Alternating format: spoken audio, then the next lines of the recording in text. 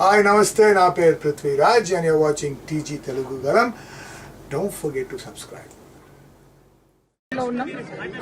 ఈ గ్రామానికి సంబంధించినటువంటి ఒక విద్యార్థిని ఎస్సీ గురుకుల హాస్టల్లో చదువుతున్నటువంటి విద్యార్థిని మరి అంతకన్నా ముందే ఒక వారం రోజుల క్రితం వాళ్ళ క్లాస్మేట్ వాళ్ళ క్లోజ్ ఫ్రెండ్ ఇంకొక పాప సూసైడ్ చేసుకుంటే మరి ఆ సూసైడ్తో మనస్తాపం చెందినటువంటి ఆ బిడ్డ ఇక్కడ ఇంటికి వచ్చిన తర్వాత కొద్దిగా స్థిమితపడ్డది. కానీ మళ్ళీ వెంటనే అధికారులు ఎగ్జామ్స్ ఉన్నాయి, మళ్ళీ మీరు రావాలి స్కూల్కి అనగానే మనాది పెట్టుకున్నటువంటి ఆ పాప మరి ఇక్కడ ఇంటి దగ్గరే సూసైడ్ చేసుకొని చనిపోవడం జరిగింది. చాలా బాధాకరం.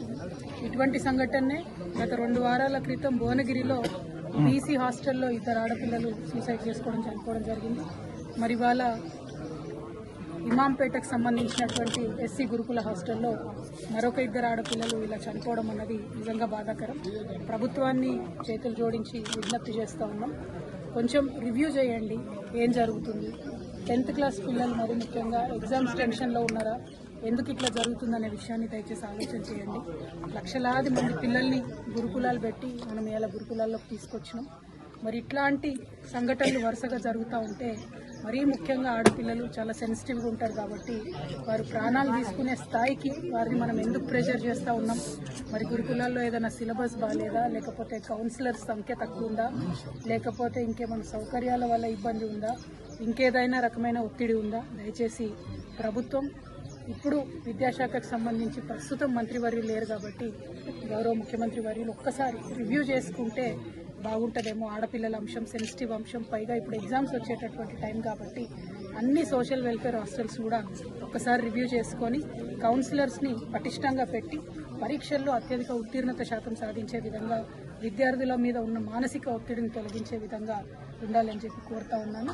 అదేవిధంగా బర్కచర్ల గ్రామస్తులందరికీ కూడా తెలియజేస్తూ ఉన్నాము, మరి ఈ బిడ్డ కుటుంబానికి బీఆర్ఎస్ పార్టీ తరఫున మేమందరం కూడా అండగా నిలబడతాం, వారికి ధైర్యాన్ని ఇస్తాం. అనాథగా మిగిలిపోయినటువంటి వారి తల్లిగారికి మేమందరం కూడా మనస్ఫూర్తిగా అండగా ఉంటామని తెలియజేస్తూ వారి కుటుంబానికి బర్కచర్ల గ్రామస్తులందరికీ కూడా తీవ్ర సంతాపాన్ని తెలియజేస్తూ మరొకసారి ప్రభుత్వాన్ని రిక్వెస్ట్ చేస్తూ ఉన్నాం. ఇది డిమాండ్ కాదు, పరీక్షల సమయం, పిల్లలందరూ కూడా ఒత్తిడిలో ఉండేటటువంటి సమయం.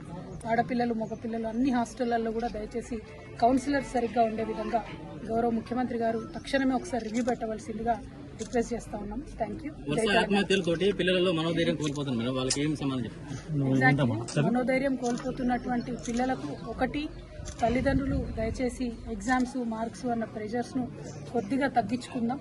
రెండవది, ప్రభుత్వం వైపు నుండి ప్రతి హాస్టల్లో కూడా కౌన్సిలర్స్ ఉండేటట్టు, టీచర్లు ఫ్రెండ్లీగా ఉండేటట్టు ఒక్కసారి ప్రభుత్వం నుంచి రివ్యూ చేసుకోగలిగితే సరిపోతుంది. మరీ ముఖ్యంగా పరీక్ష సమయం కాబట్టి టైంకి ఫుడ్ అందుతుందా, క్వాలిటీ ఫుడ్ అందుతుందా, ఇవన్నీ కూడా ముఖ్యమైనటువంటి అంశాలు కాబట్టి మరి ఇప్పుడు విద్యాశాఖకు మంత్రివర్యులు లేరు కాబట్టి డైరెక్ట్గా ముఖ్యమంత్రి గారి కిందనే ఉంది కాబట్టి గౌరవనీయులు రేవంత్ రెడ్డి గారిని మేము ఆడపిల్లల తరఫున చేతులు జోడించి విజ్ఞప్తి చేస్తూ ఉన్నాం.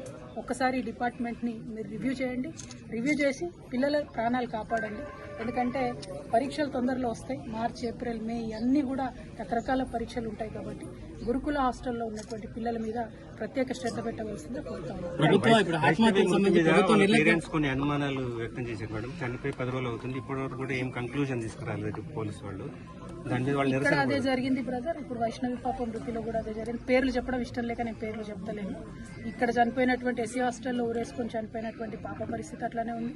అంతకుముందు బీసీ హాస్టల్లో 2 పిల్లలు ఒకేసారి ఊరేసుకొని మృతి చెందినారు భువనగిరిలో, అక్కడ కూడా అదే ఉంది.